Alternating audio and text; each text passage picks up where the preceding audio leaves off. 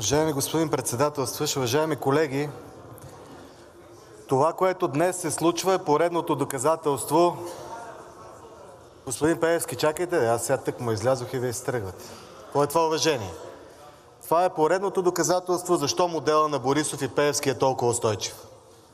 Има една българска поговорка: двама се карат, третия печели. Половин час слушахме ВЪЗРАЖДАНЕ и ПП-ДБ да се карат. От това печелеше Борисов. Сега 4 се карат, 2 печелят.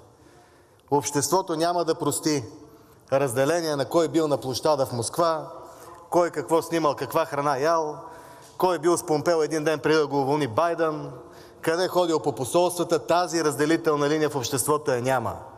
Българското общество иска председател на парламента и служебен евентуално премиер, който не е от модела на Борисов и Пеевски.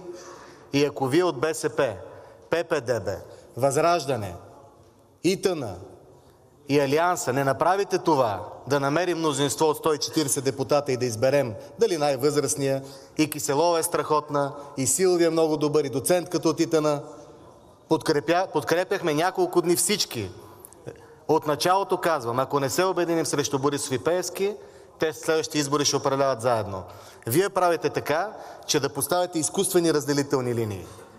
Аз чух от ВЪЗРАЖДАНЕ в миналия парламент, че ви канят на разговор, ако подкрепите техни точки, които са принципни. Вие сега казвате: никога с вас.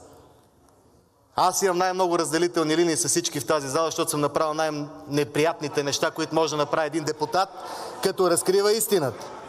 Но и с ИТН седнах да разговарям за Силви Кирилов, и с Продължаваме Промяната седнах да разговарям за кордона около Пеевски, законодателната им промяна, защото има по-висша цел от това да се мразите, да се ненавиждате и да слугувате на различни посолства.